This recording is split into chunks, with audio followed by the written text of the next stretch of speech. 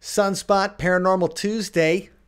This is Mike coming at you, and I am joined by my trusty drummer. If drummers can be called trusty, then I believe Wendy Lynn Stotts is the only one that fits that bill.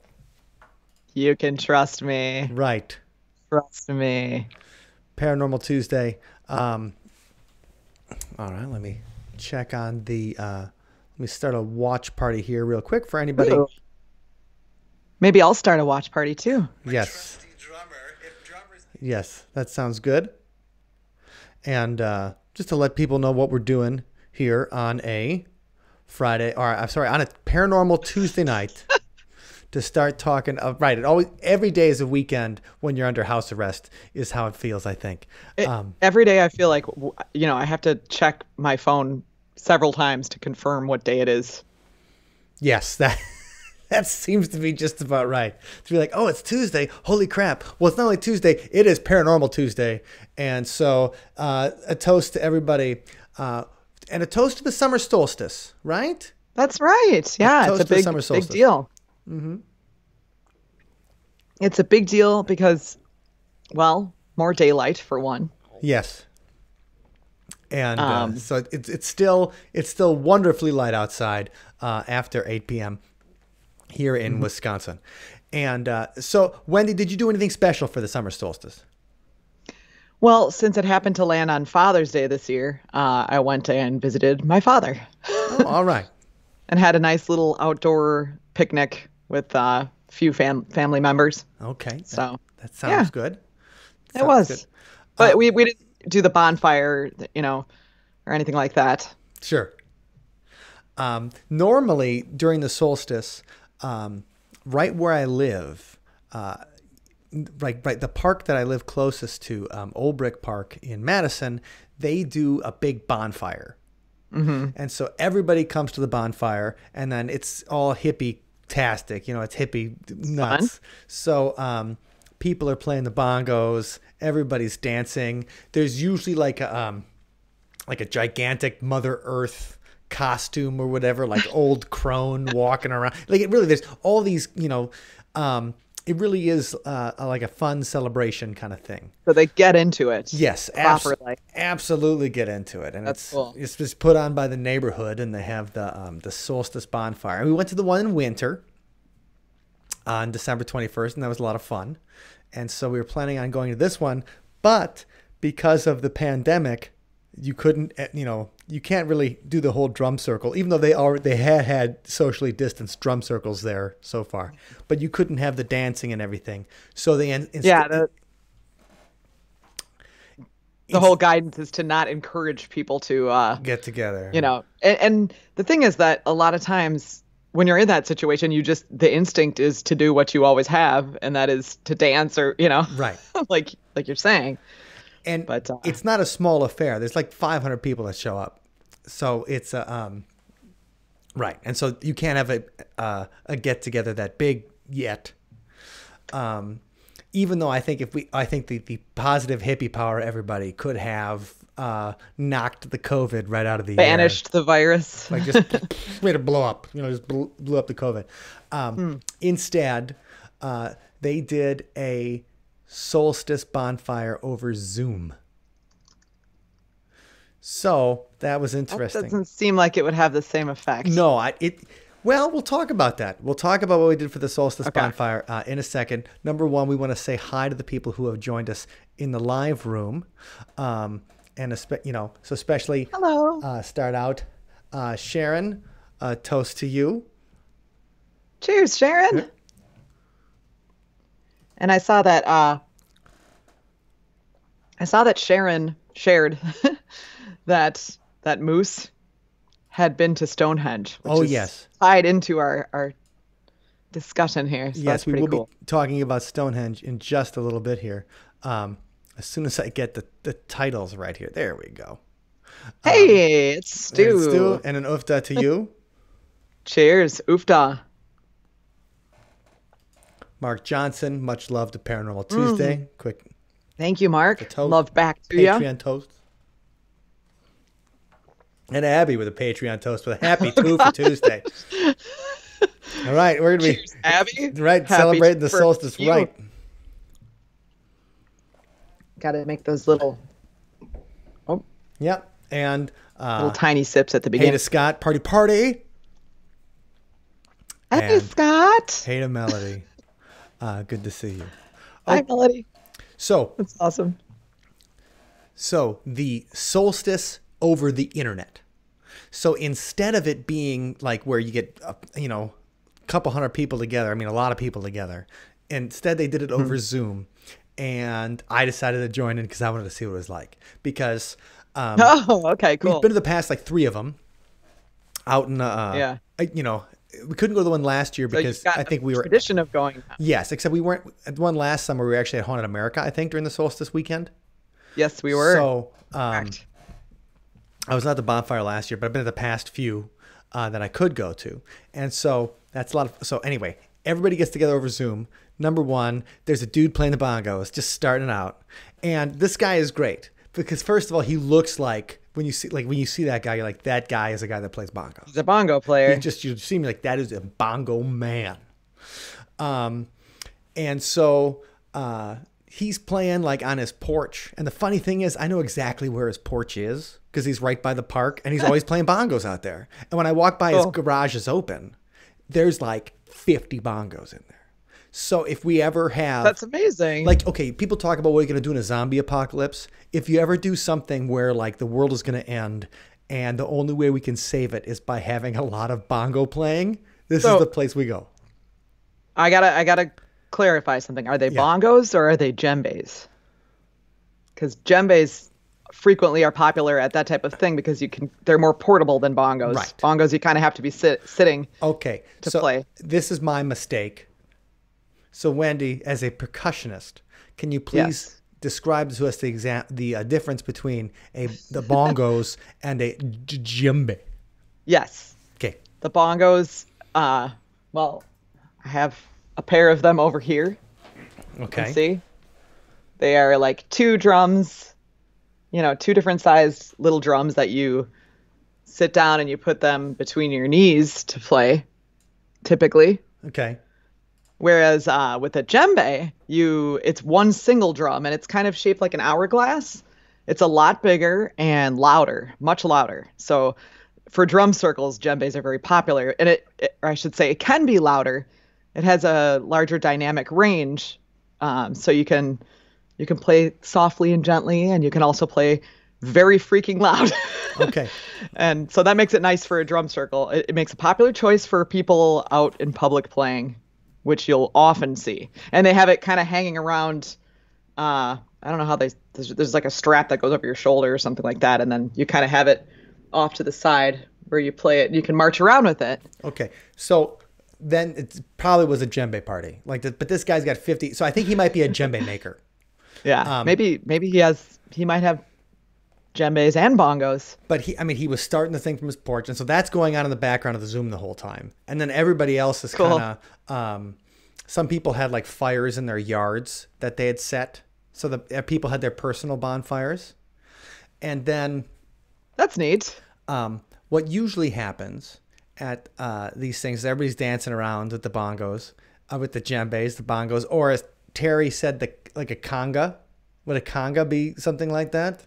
Yeah, actually. Okay. Congas typically, though, they're similar in size to a djembe, but they're usually mounted on a stand, and there's multiple of them together. And usually, Ricky Ricardo from I Love Lucy is standing right behind it. Or if you've seen like Sheila E., she's usually playing like the congas. So they're really tall. They're several feet tall. I forgot Sheila E. was a drummer. I know. She's amazing. But you just think of, a lot of times you think of her singing and stuff like that. You forget the fact that she was a great drummer.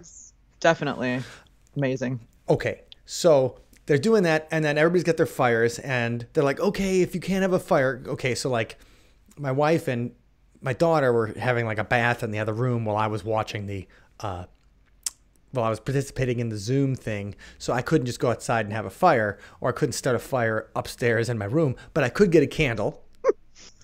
So there you go. So I grabbed a candle and had that going, and then they have a whole thing where you write down something and you throw it in the fire. Oh, that's cool. So you The write down ritual. the ritual. You write down a wish, and they have this at the actual big bonfire where they have pieces of paper and like little golf pencils and stuff, and you go up to it and you write it down, and everybody throws it in the big fire.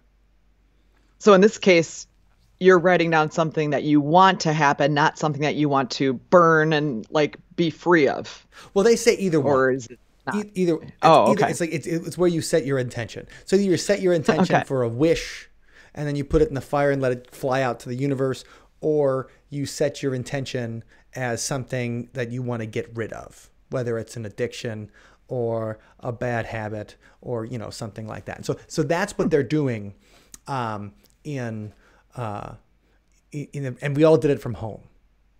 So it was kind of neat. So it was like doing the actual solstice bonfire, but it was doing it from home. And so, And you were together. yeah, Everybody was in the safety of their home. right. So And no naked dancing and holding hands, but well, a little bit of the next naked, best a thing. little bit of naked dancing on my part. No, Oh, it was just me. what? Really? No, I mean, it was like the Wicker Man in here. No, I mean, I don't know. But it was a fun kind of thing. And it was because I completely forgot about the solstice. So it was exciting to get to be part of something and to get to do the kind of ritual for the longest day of the year to do that. Yeah. And then, a couple quick more hellos. Number one, Terry. Hey, lovely people. So Terry, 1, 2, 3, oofda. Cheers. And another Patreon cheers to Mark Johnson. Much love to Paranormal Tuesday. Oh yeah. Cheers again, Good to see Mark. you, Mark. He got a double on that one. Did we get Mark the first time?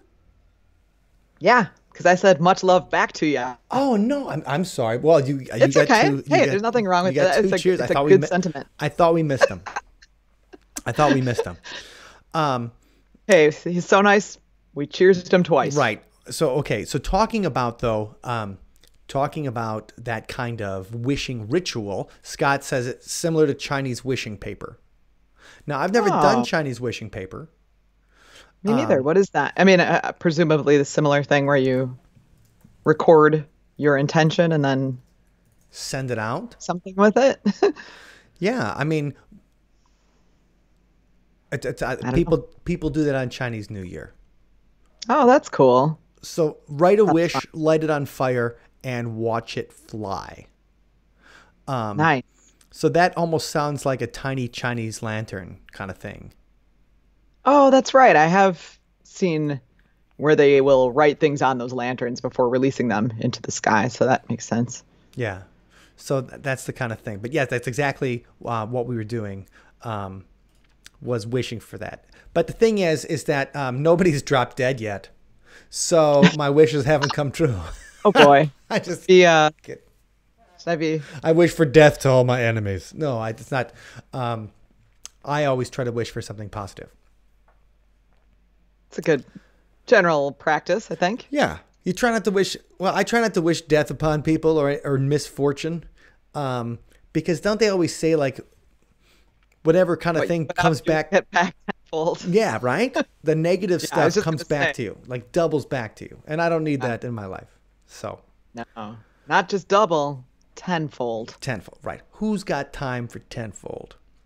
If you put out good stuff, you get good stuff back tenfold. Hey, cool. But the thing is, that's a summer solstice tradition that now we have done several times. So it was exciting to have some kind of tradition, because I grew up, my parents weren't the kind of people who were going to pay attention to the summer solstice, let's say.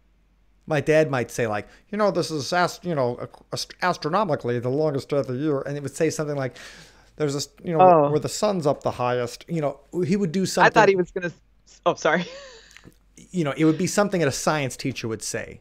Would that be how we would Not learn? like more time to do yard work on this day. No. Oh, no. I know what a hard worker he is. So. Yes, he would. Right. He would say, Judy, you can start dinner later or something like that. Give me an extra 5 minutes. Extra 5 minutes. But so it's fun to have like a summer solstice tradition, and that's exciting.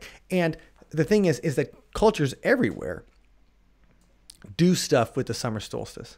And I had forgotten about this. So today isn't the solstice, but today is St. John's Eve, which we talked about in our voodoo episode. That we last September, we did a voodoo episode. We had two women who wrote a book, a mother and a daughter, who grew up in New Orleans, and they were writing, like an introductory guide to the voodoo culture of New Orleans.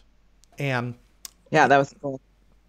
and an interesting thing, which I learned about in that particular episode, was the feast of St. John's Eve. So, Wendy,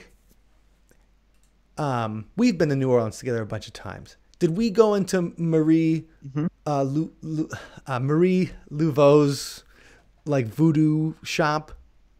Yeah, I think we did go into it like one of the first times we were there. Yes, we did. Because, all right, That's where we got our good mojo. that's where we got the mojo, the gris-gris. Mojo balls. Mojo Ball. As we're going to Marie Laveau, I forgot we did that. Okay. And so let's go back. This is December of 2004, I think. This Yeah, like it the was- end of December, like December 28th or something like that. It was right after the massive tsunami hit. Like Hurricane? No, remember, Oh. remember the tsunami that killed like 250,000 people? Oh gosh, yeah, that was terrible. It was like that week. It's really bad. And we were in New Orleans and we were playing a show. And so we had all day to screw around. We got into the city the night before, so we had all day to screw around before we played. And so we went out, of course, to the voodoo shops the first thing. And I'd been there a couple years earlier because I went with my family. And we made sure we did all the ghost tours and St. Louis #1 cemetery and everything. And but we kind of wanted to go out and do some of that stuff that day because it's fun.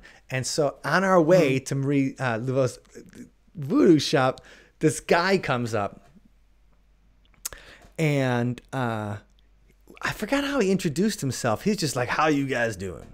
It was just like a friendly dude, and we're like, Well, "Great." it definitely had kind of a like a hi, I gotta tell you something. Yeah, there definitely was. I got to tell you something. Gotta tell you something important. And so you know what? I don't even know if I'm saying Marie. I've always said Laveau. Marie Laveau. Laveau. I was saying Laveau. Marie Laveau. Right? Yes, Marie Laveau. And if you guys aren't familiar with her, she was like known as the voodoo queen of New Orleans. Like, she was very famous at the end of the 19th century kind of, person. And then she would set up these St. John's Eve, like voodoo spectacles, like shows. And they would kind of do it for not necessarily tourists, but like the the non-slaves Practicers of right. her So religion. it would be like for the, I guess just the white people. So The general public. yeah, I mean, but it was for, I guess it was showing pride in the culture, but they'd also make some money from it. So there was there was definitely a performative aspect to it in order to make some money. And so people said, like, well, that's the fake stuff. Is that what they do at these St. John's Eve parties? And the real stuff is somewhere in the swamps, kind of where they're doing the rituals and stuff. But they'd have these voodoo rituals performed, and tonight's the night to do it. So she's the one who started that, Marie Laveau. And so now they have a voodoo shop named after her in New Orleans. Yeah. Whether it's run by any members of, because her daughter was became a voodoo queen too. And whether it's actually run by anybody with any relation to her, kind of thing. But it is a cool place. Yes. Oh, so It's worth checking out if you super fun. If you're doing the tourist thing. Yes. New Orleans. And there's a voodoo museum down there too that's very close to it. So the thing is, as we go in, the guy's like, I gotta tell you something. And it's me and Wendy and our friend Sherry. And we were walking around at the time, and we're like, okay, show you what? And he's like, this, and he like takes his hands and he's rubbing them together and stuff like that. He puts something in my hand, and I'm like, okay, cool. What's this? And it's just, and he's like, this is your mojo. And I'm like, what? He's like, this is your mojo. And I'm like, all right, I'll take it. And it was just like a nut or something, right? Like, I still have it. It's in my Yeah, guitar I mean, case. I'm pretty sure mine is in one of my violin cases still, because we each got one. Yeah. It wasn't just Mike. We were all special enough to get our own mojo ball. And I was just a mean, brave one to touch him for the first. it really had the feel of someone sort of panhandling, Oh, yeah. you know how like they got me in San Francisco, these guys, they had like the monk outfits on, and they Oh, come yeah. up to you and they're like, "Oh, we have this bracelet and it's a prayer bracelet and this and that," and then they pull out this like clipboard and they're like, "And we need money." Like, and we need a donation or something like that, Right. but it was very, and so of course I gave him some money, and Yeah. because it was, I was like, "Oh, that's really nice," Well, it's a prayer bracelet. And but then we went and did our thing, and we were walking around, and then on our way back to the car, we saw the two monks like sitting off to the side, like just chugging some Mountain Dew and smoking. And right. Great not monks. to say that monks don't do that, but it just it was like, oh, I think this might be some other kind of maybe it's not for the new temple or something. I don't know. Right.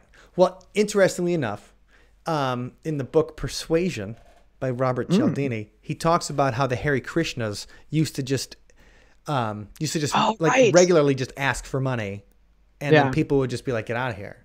So what they started doing, like give, the idea is reciprocity. You give people something, and even if they Right. didn't ask for it, they might give you something in return. So the Hare Because they Krishnas, feel a little guilt, they or started handing out flowers.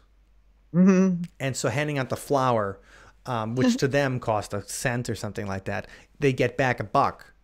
And so it's doing that. Ended up working for them. And then that's why you get that, like the Salvation Army poppies, right? The little poppy thing is the Salvation Army. Like another thing where you're like, Yeah. oh yeah, of course, I'll put some money in the thing. And that's that whole idea. And so it worked on you, and it worked on us, and it works on probably, we've all done it. Yeah. Last time somebody tried to do that to me actually was in Miami. This guy's like, he had a little routine, and he showed me a quarter. It was painted on one side and then painted on the other, like blue on one side, red on the other. And he had like a little line associated with it. And then he gives it to me, and he's like, see? And he's like, this is for you. And I'm like, thanks. And I knew exactly what he was doing because I was Yeah. actually reading Persuasion on that trip. Oh, funny. I'm like, Nice wow, timing. thanks. Unfortunate timing for him. Bye. And I just went off. I'm like, sweet, a quarter. And I ran. But the Mojo guy comes up, and it's obviously, he's probably just some homeless dude that wants to do it, but he's doing it right in front of the Voodoo Museum, and he does it with style. And we were on our way into the voodoo shop, Right. so I mean, he knew He like, got okay, us. these people have Got money us. in their pocket that they want to spend on some, and so he gave us not just a trinket, but also an experience, a story that goes with the trinket, which was Right. him performing his little ritual on it. So Well, and funny Anyway. enough, we still have like the Mojo stuff from it, and you still keep it around because that's these things work. They always tell you about voodoo. Like the only reason that this the guy died of the after being stuck by the in his voodoo doll is because he believed. And the thing is you try to give it some kind of the power of some kind of belief. So somebody gives us a piece of mojo, we're gonna still use it 14 years or 16 years later, still rolling around in there. we'll take what we can get. Take what we can get. Okay. And so it's kind of, just wanted to say that tonight is the night, and it's supposed to be around the summer solstice. The Feast of St. John is another one of those where they made a Christian holiday out of something that the people were already doing.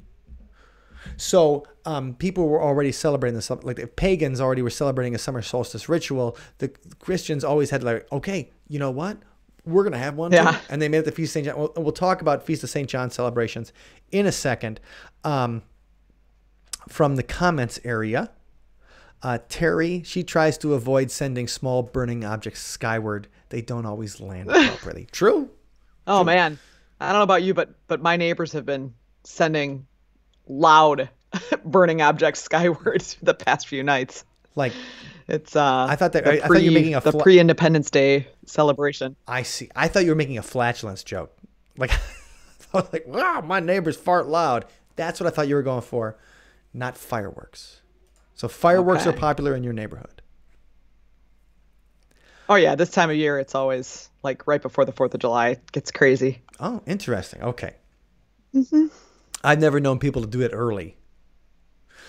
So it's actually like a 2 weeks before or 2 weeks after window. Okay. All right. Everybody's stocking up on the fireworks at those little tents where you can pick them up. Okay. I guess I haven't been out enough to enjoy that yet. Mark, the wishing box works too. All about intention and timing. You're going to have to tell us more about the wishing box, Mark, because I want one. Yes, that sounds fun. Pamela. Oh, and also real quick, 1, 2, 3. With the Patreon, Pam. Cheers, Pam. Ghost tours in New Orleans are the best, and one can carry a hurricane the whole way. Yes. That's awesome. The bars don't close, and you can walk around with them in the street. That's cool. I have yet to go on one of those in New Orleans. I'd love to, but every time we've been there, it's been kind of a bit of a panic rush. Sure. The first time I went on like 4 of them. The cemetery, there was a Garden District ghost tour. Nice. There was like an Anne Rice tour. There was and then like a traditional ghost tour. And I went on all of them, loved them. Sharon, the monk guys on the pier in San Francisco got me and Rick with that too. Oh, I have to. So it was probably the same one that got me. It probably was the same they guy. Came up and they were like, "We have a gift for you," and it's they sold it really well. So I felt really special. I was like, "Oh, that's so sweet," and then yeah. Also, I wanted to say that our friend Leah in my watch party, is watching, and she said she's cheersing us both. Oh, thank you. That's our friend from Minneapolis. Yes. In the band Thought Cloud that we used to play with. A lot of fun. Cheers to you, Leah. Amazing singer. Cheers, Leah. Oh, Terry, poppies are the American Legion Auxiliary. Oh. Okay, that's what I was thinking, not the Salvation Army. And referring to the lanterns when you're talking about light and stuff in the sky. No, I know that. What you mean, not the fireworks. I wasn't even thinking about fireworks. Mike just thinks everything's flatulence. I just thought there was some joke. My neighbor's been sending something loud and nasty up in the air, and I was like, oh. But I guess when you have the mind of a 12-year-old, you're going to go to 12-year-old jokes. Abby, people shoot off fireworks pretty much all of June and July by me. It gets very annoying. All right. So everybody. Yeah, it does get annoying. Watch out. Especially when you have a lot of dogs around in your neighborhood, and then. Oh yeah, because they bark. It's like a chain effect. The dogs start barking. It's like, yeah, it's a lot of fun. So interesting, and this isn't too paranormal related, but just wanted to say, by being got by somebody on like the street, and this makes me okay. So the summer solstice in 2009, my wife and I were in Paris, and that's where we discovered the Make Music Day. Yay! And so they had the music day. Every corner they had music, and we were staying right around the corner from the Museum des Orsay. I don't know how to say it. I don't know. Incredible place, Musée d'Orsay. And we were staying, and you could walk there, walk to the Louvre, walk everywhere. It was amazing. And so on the way we were walking to the Louvre, like that night I was reading like a visitor's guide to Paris. And it was saying like, if you are going by the Louvre, be careful because gypsies will try to get you with this fake ring thing where they give you, ma'am, you dropped your ring. Yeah. And I'm like, oh, come on, give me a break. I'm like, this is, of course, keep the warnings out and stuff. As we're crossing the bridge, like you can see that the black pyramid in front of the Louvre, right? The black glass pyramid, that the famous right by the entrance, and you can see it from there. It's just glass. It's not black like the Luxor. It's not. In my head, it seems like, or maybe because I think of it too in that features prominently in the movie Edge of Tomorrow. The entrance to the Louvre is like where the climax of the film takes place, and they like Tom Cruise like busts right through it. It's awesome. So I'm thinking of, okay, so just glass. All right. But you can see it. And you're walking across the bridge. I thought maybe you transposed Vegas and Paris. I probably just was thinking, you know, and then somebody actually comes up to my wife and goes, "Ma'am, you dropped your ring." No way. And I'm like, "Oh, wait. I know this." And I'm like, "No, it's not a ring." And she's like, "No, it's for you." And I'm like, "No. I read about this. It's not real. Like, we know it's not real. It's okay. We know." She's like, no. And she kept on going. And then there were two guys coming up that looked like accomplices or whatever. And I just like grabbed They were the Chris, muggers. and I'm like, "We're out. We're out." Well, you've had two instances now that you were educated and prepared in advance for these situations. So that's pretty good. Exactly. Where I was like, I can't believe I read about this just this morning or whatever. And here you are doing it. And I'm like, no. I understand. Go ahead. Go get somebody else, not me. Yeah. And it was just it's like a ridiculous thing to see. So that just made me think about that, because it also makes me think about the summer solstice. That trip makes me think about that, because the longest day of the year is where the music in every corner was amazing, you know. And Wendy and I have participated many times now in the Make Music Madison Day. Yeah. And it's funny because this year they held it, you know, and some people performed on their patios or places with proper distancing and whatnot.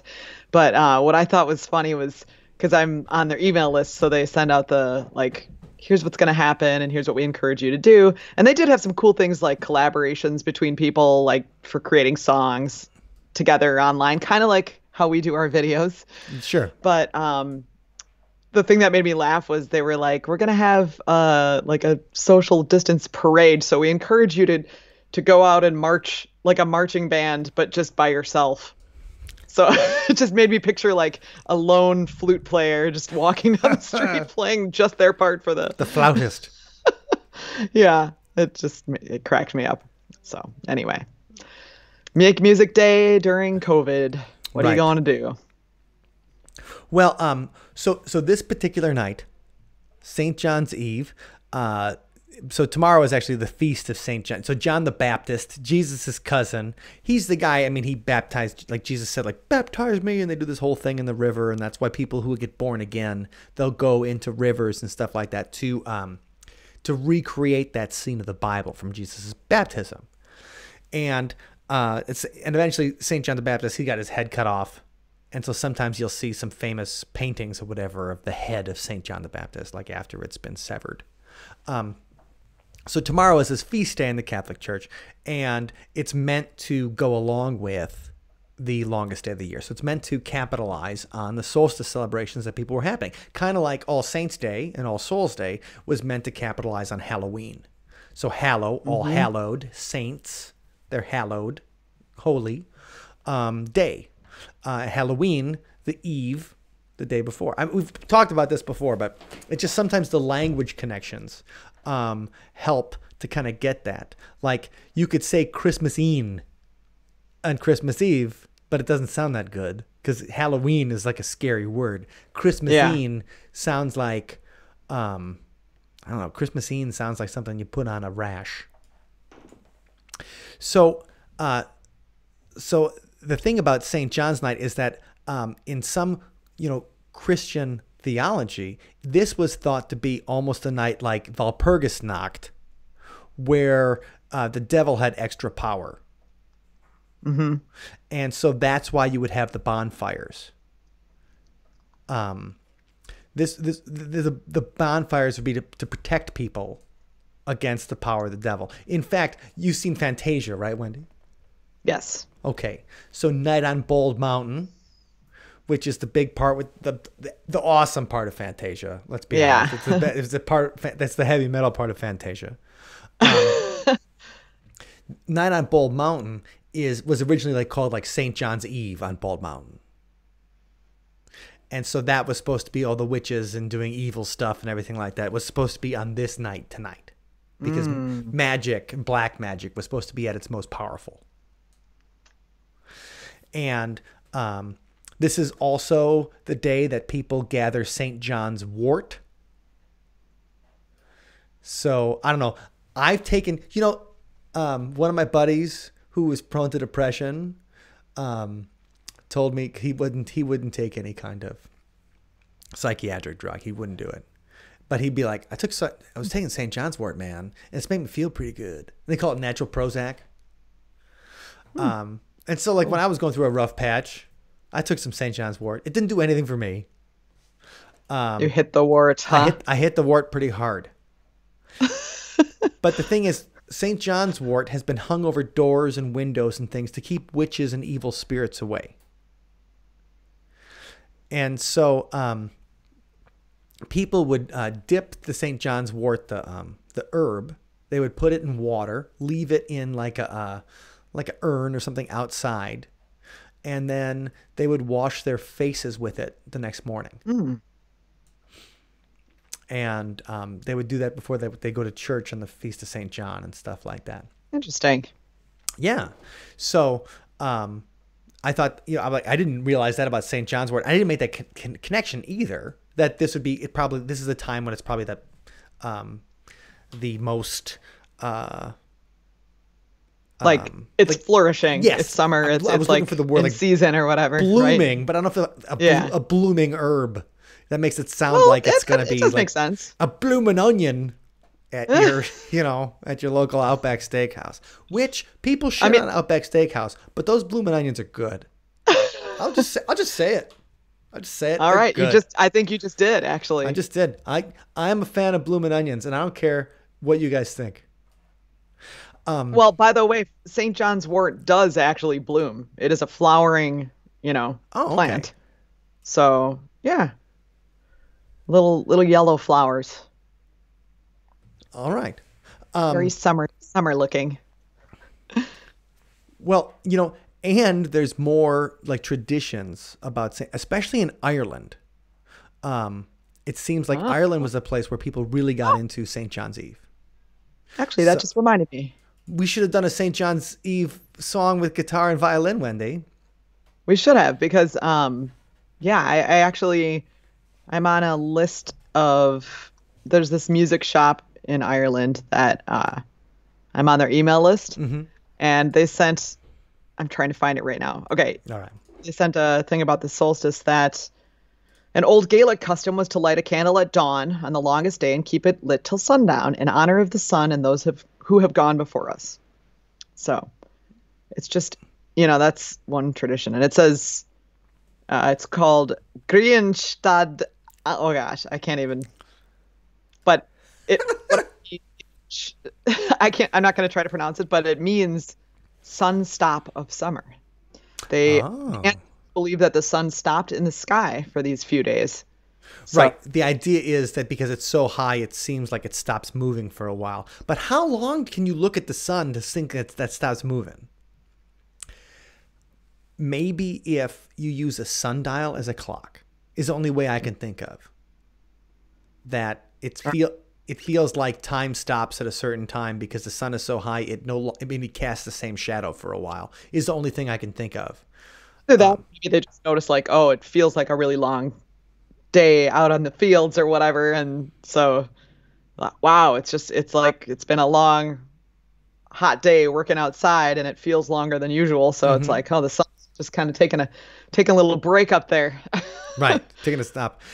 But the thing is, it's interesting because when we talk about the fall festivals, when we the idea is it's the harvest festival that comes near Halloween and the the autumnal equinox, and it's just interesting how all these festivals are all based around like the agricultural, they're based around, we're paying attention to the sun now, where it is, how long the days are, how we can grow things, and we're having celebrations and doing rituals to give us luck, to set our intentions for a good harvest. And that's what, they talk about the Irish celebration for this particular thing. So the fire starts at sunset, had to be watched and tended until long after midnight. This is somebody writing about how they did it in West Limerick. Prayers to be said, they say prayers to obtain God's blessing on the crops, and which the crops are supposed to be at the peak point of the summer bloom. Then everybody gathers around, stays up all night, music, dancing, they play some games. Young men, like feats of strength. I love how they said like they actually did feats of strength. So it's kind of like Festivus that way. That's awesome. With the feats of strength, speed or agility. Yeah. And then, the women gather together, they pray for the gardens, they pray for good weather. And so the idea is if you're not setting your intentions in that direction, there might be a bad harvest coming. And, that also, though, excuse me, that also what it does is that it gets people thinking about the harvest. It gets people thinking about taking care of the crops. It gets people thinking about taking care of everything and not forgetting about it. Like even the celebration is a reminder of this is how we survive. And, a bad harvest means people die and there's a famine. Which is why, like my Irish ancestors came over right during the potato famine. Like that was, I think, the earliest that we can trace. The earliest one of our ancestors that came over in the 1840s from Ireland. And otherwise, everybody else was in Europe for another, 30 or 40 years. And so you think about that. Like, imagine if the grocery store was so empty, you just left the country.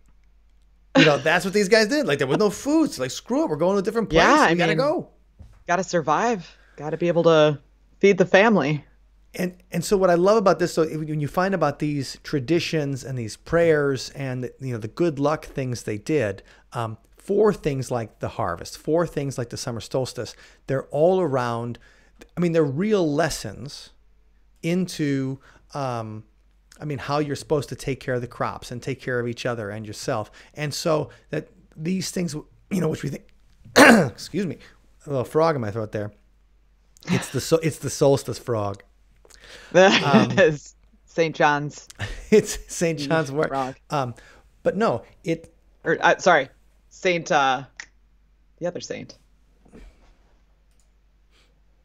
Go ahead. Sorry. Okay, that's all right. So it's that idea that these things are developed over centuries, over millennia, as ways to point us in the right direction. So things that we think are silly. Oh, everybody's dancing around the fire. Look at those pagans. Look at the or they think it's the Wicker Man or whatever. Like it's in the movie The Wicker Man, which is especially in the Nicolas Cage version, which is obviously ridiculous.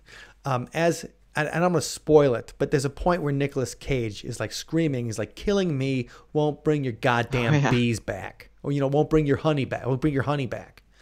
And because they're about to perform a human sacrifice.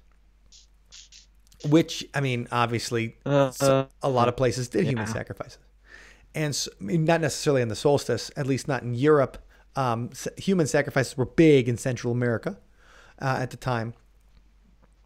But usually after they conquered somebody or whatever, and that probably is just a way of showing people who's boss. We're gonna kill your friends. So, but the thing is, like he says that, like killing me won't bring that back. But that's the whole idea of these festivals and things. I'm not saying we should kill Nicolas Cage. Oh gosh, Probably. It depends. Come on. It depends if he does a Ghost Rider sequel or not. But what I am saying is that it's these things develop over millennia, and they develop to like reinforce healthy behaviors. It's kind of like when we talk about Icelandic monsters or whatever, and they say like, oh, this monster, if you don't finish sewing your clothes before November, this monster will eat your toes. That's right. What's the symbolism there? The symbolism there is you're gonna die if you don't have your clothes in Iceland in December. And so, these monsters and traditions and things develop in order to do that. And so they already had those things developed with their like indigenous religions. And then they come and they're converted. Like we just did a St. Patrick's episode. And and talked about the conversion of Ireland. But when they're converted to Christianity and Catholicism, you find they're doing the exact same things, but just instead of maybe setting Nicolas Cage on fire, they do a rosary instead. So that's everything's watered down nowadays. Right. We don't even burn people at the stake anymore, unless it's on Twitter. If we do burn people, we watch people get burnt to the stake on Twitter. Metaphorically, yes. Right. So you just find that fascinating. At least I do. That kind of thing that, okay, now we see, and then it's even taken. And then, so if you think there's any more different kinds of culture between medieval Ireland or agricultural medieval Ireland and New Orleans, Creole, French, colonial slave culture, with having these celebrations on the same night, and also using them in order to in order to form these like non-Christian rituals, but then put them into a Christian sense. And so that's pretty fun. But I tell you what, Wendy, I went pre-Christian after the Solstice celebration on Saturday night. You did? I did, because like once I was done, once everybody went to bed, I was like, oh, I'll just check the computer and see what's going on Facebook or whatever before I go to bed. And that's when I found they were like showing the solstice, like the sun coming up and over Stonehenge. Yeah, that was really cool. That was really cool. And I think to be able to see that, to be there. Right. And through the internet. Mark said that Stonehenge was his Microsoft wallpaper this morning. That synchronicity, I think that cool. I think they know. Speaking of synchronicities that, and this goes off into a conspiracy land real quick before we go right into Stonehenge. I just wanted to mention this because it terrifies me. So last night I was on a Zoom call with some people, and we were talking about like great interviewers and stuff. And and then I mentioned that I really enjoyed listening to Dick Cavett on the Gilbert Gottfried show. And I go in and I talk. So Dick Cavett's a guy that had a talk show in like the 1970s and early 80s. The reruns are on all the time now if you flip through the channels late at night. Okay. They're probably on one of those retro stations like that have TV or whatever. Yeah, exactly. And so I was listening to my Gilbert Gottfried, and I was like, boy, Dick. And Dick Cavett he's just a wonderful storyteller. He was doing imitations and, impressions and things like that. And he's like an 80-some-year-old guy. And he's talking about his career, and just is fascinating. And so I was telling people about like how good he was at telling stories and things like that. And one of the guys I was in the Zoom call with last night sends me a message today, and he says, I've never done a website search for Dick Cavett. I've never done he is nowhere in any of my emails and anything. But after our conversation, the first video suggested on him in YouTube was a Dick Cavett interview. Oh, wow. And we're like, how? he's like, I swear I've never done any kind of web search or anything for Dick Cavett. That's really funny. So how was it? Like, the thing is that he didn't even talk about it. So his phone probably was listening, not just listening to him talk. It was listening to the conversations he was having. Oh my gosh. And YouTube suggested Dick Cavett video the first thing after our conversation. That's uncanny. And when it starts, it's going to be good when the conversation starts with, I shit you not. Right. That's always a good intro. Like, I shit you not. So anyway, that just made me think about it.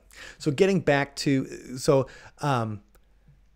Mark, what happened with your Microsoft wallpaper was that it probably saw you looking at a picture of Stonehenge, and it's like, or seeing Stonehenge show up on your feed somewhere. And it's like, I bet he likes Stonehenge. Let's show him that today, shall we? Maybe we can sell him something later. Maybe a Dick Cavett interview about Stonehenge. So, so the amount of people, when I was watching live, there was probably only about, I'd say 5,000 people watching the live feed. that I could see. That's But impressive. but the live stream went out, like on their website and stuff, went out to 3.6 million people were watching it from around the world. Wow. Oh my gosh. And this idea. So, okay, why is Stonehenge always associated with the solstice? In fact, when we did our song, we play our song "Mother of Time," and we put like video footage behind it. We have people like dancing on the solstice at Stonehenge. The video footage behind it. So, why is that? And so this idea is that people have no idea, like, why Stonehenge was made. They find these rock circles all over the British Isles, and like, what do these rock circles have to do? And the theory is that on the solstice, there's a certain rock that the sun rises like perfectly over in Stonehenge. So if you're waiting for it, so it lines up. Like when Indiana Jones grabs the staff of Ra and puts that medallion in it, and then it points, it points to where the lost ark is. That's the idea, that the sun comes right above over. So this place was made to track astronomical. It's like events. a big sundial, kind of. Yeah, like some kind of big sundial is meant to track astronomical events. If you were there and you see the sun rise perfectly over this particular rock, you'll know that's what time of year it is. And they haven't figured all the other stuff yet. Well, I just wanted to. Speaking of that, yeah, I saw an article that another one of our wonderful Patreon members shared, Iris. Yes. Is this article about immense Neolithic ring discovered near Stonehenge. And so yeah, they found 20 prehistoric shafts about 2 miles from Stonehenge, and they like mapped it out, and it's basically they're forming a giant circle, like a concentric circle with Stonehenge in the middle. So it's just even more was going on there, and they say they date back to like let's see, it says dating back to like 20. Oh, I just lost it. Sorry. Sure. 2500 BC. All right, so super old. So that's pyramids time. Right. So it's just building on the mystery of like who created these and why. It's pretty cool. And we're always wondering how these kind of people, 5,000 or 4,000 oh years my ago, gosh, how they got that stuff up. I mean, it's like who built the pyramids kind of thing. And they try to, obviously we know what the people at Ancient Aliens would say. We know who did it with the tractor beams. Could it be extraterrestrials? Perhaps it might be. It could. Right. So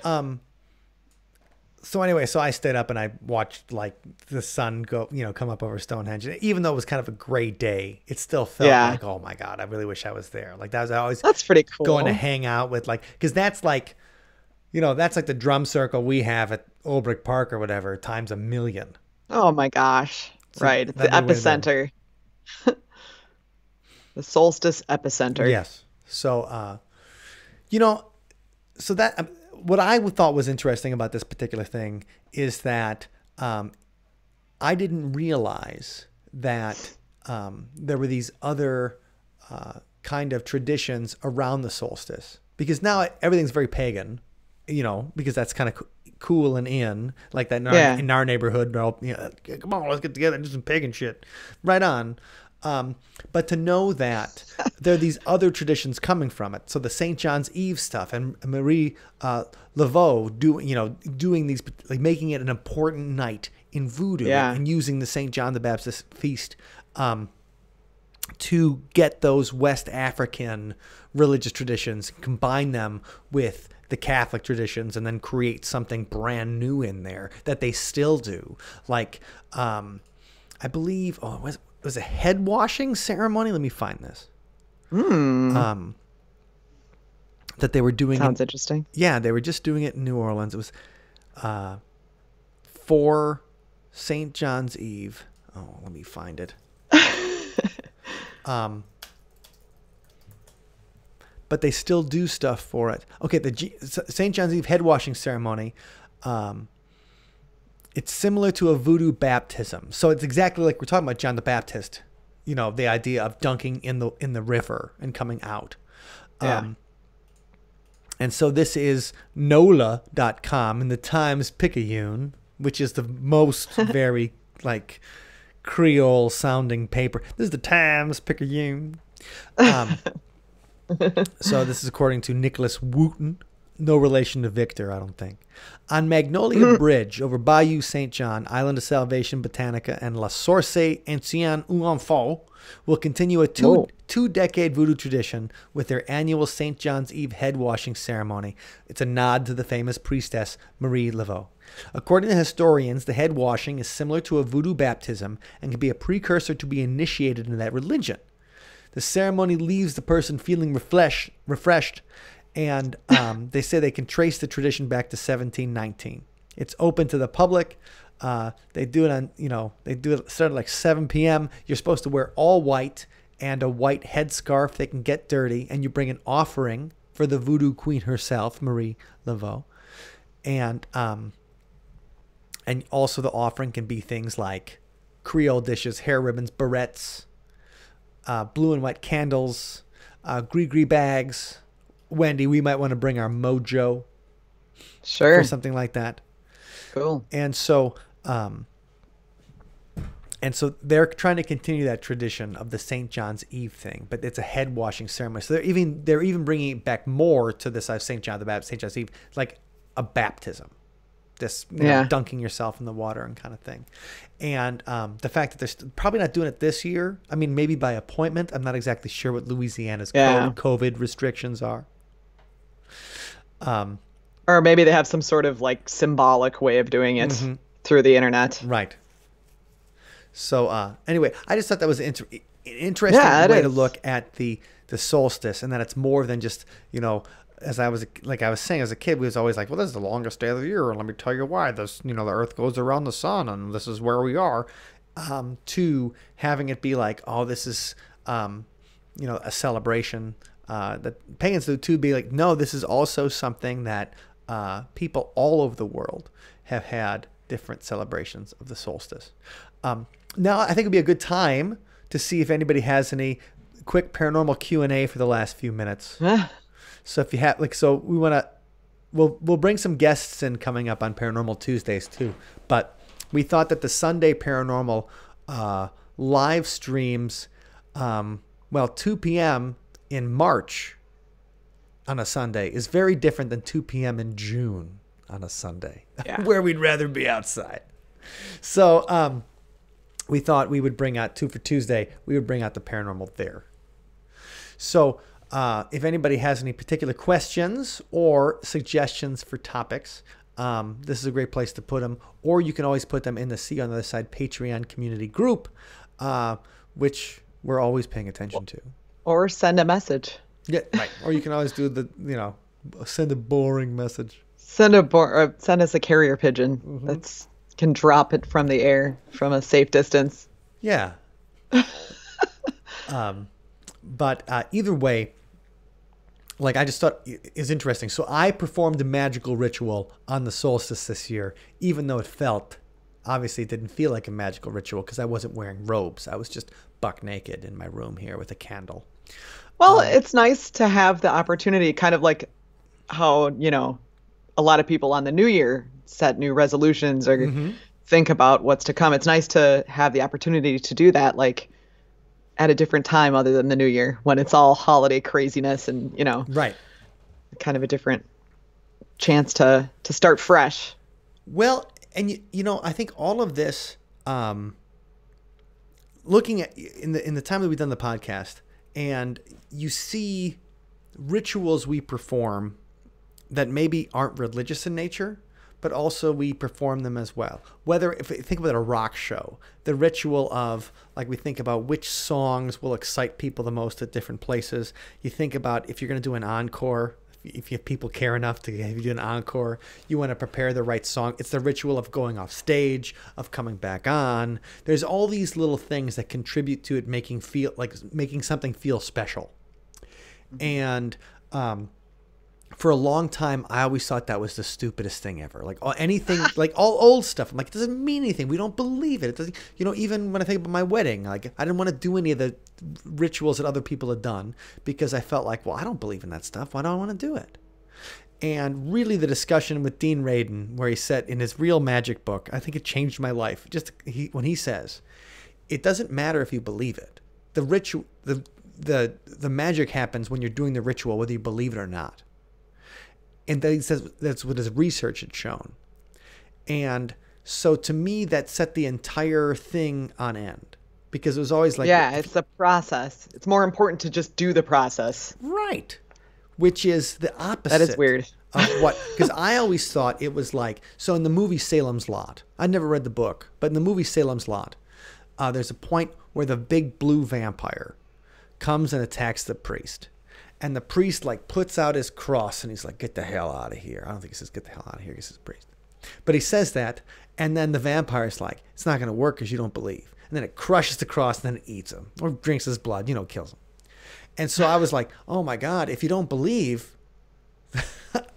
I guess if you don't believe, then the vampire from Salem's Lot's going to eat you. But that, it just meant that all rituals to me seemed empty if you didn't believe. And now I feel like it's worth trying because the process might have some kind of, even if it's, I don't, necessarily believe that something's going to sail away to the sky and then somebody's going to magically, like Aladdin's going to show up, like Will Smith or Robin Williams is going to show up in my, right here and be like, how can I make your dreams come true? But will it put your mind in the right direction, or will it help set your mind in the right direction? And how that doing those primal kind of things can have an effect on you, an impact on you, even on a rational, scientifically minded person. Doing these rituals can have an effect on our psyche and point us in the direction that we want to be going in. So anyway, I set a paper on fire and I got yelled at by my wife because she's like, did you start a fire in there? The fire alarm goes off. Like, oh my God. Because the thing is, Adeline was sleeping and the fire alarm did go off. It did? Oh yeah, totally. I was joking. No, I forgot. I completely forgot about that. I had the windows open, but still the smoke alarm went off. And but the smoke alarm goes off, and I'm like, oh my God, did I just wake up the baby or wake up the toddler and piss my wife off because I wanted to perform a magical ritual over Zoom with a bunch of hippies on the solstice? The answer is I did. So that is the answer. Either way, we hope that all of your dreams come true, everybody, no matter what you're doing, no matter what you wished for on the solstice. But it was an interesting thing. Oh, wait. So Scott says he did the Chinese New Year, the wish paper, and it was a wonderful, positive experience. Oh, that's so cool. There you go. Right. What's the worst thing that can happen? Yeah. Well, the worst thing that can happen is you wish for something bad and it comes back to you tenfold. So that actually, what's the worst thing that can happen? That's the worst thing that can happen. But I'm pretty sure part of the whole process is to not wish for negativity, right? Correct. Okay, so we're going to get going unless anybody has any questions. The next thing I would say is, if you guys have anybody out there that you think would be really interesting for us to interview, there are some people we can totally get on the show. They're usually like people that work in the paranormal field, or they're authors or something like that. And so those are the people we'd suggest first, so we can actually bring them on. But if there's anybody you're like, oh my God, my friend has some great ghost stories, or I know this great, person that's a historian, anything like that. That's the kind of stuff. We'd love to have Paranormal Tuesdays with that kind of person. Yeah. So just let us know. And we can do more stuff like this. And we'd love to, so let's get weird on Tuesday nights. Mark says he wishes for happiness for all of my friends. Well, that's that's awesome. Got to put that, the worst thing you can, the worst thing that happens is your friends don't get super happy. They just get kind of happy. And so that's the kind of wish that's all right with me. So, Wendy and I wish for you guys to have a great week too. Go ahead, Wendy. Yeah.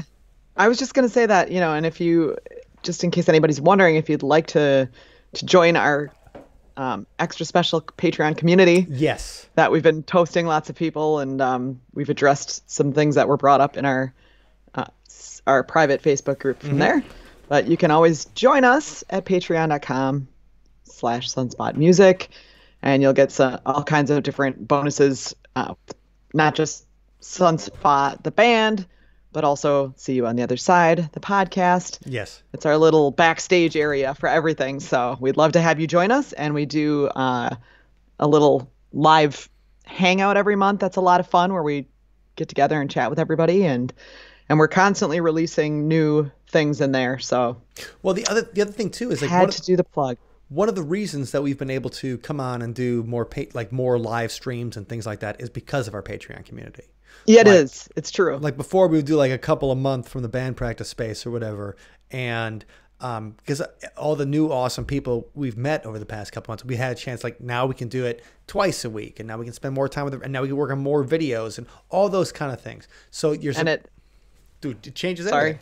It's a game changer. It has been a huge help, especially during a time when literally, almost every single Sunspot show was canceled this year. So this is right. A great time that we really appreciate the support even more than usual. So right now we have one show that we know we're going to do, but hopefully October 1st, the Minnesota Para-Unity Convention will still go on, because the Michigan Paracon just got moved till next August. So, well, we also have an outdoor, socially distanced show at the Vintage in Sauk City. Mike, you and I have a duo show. That'll be fun, and we're just going to drink all of their beer.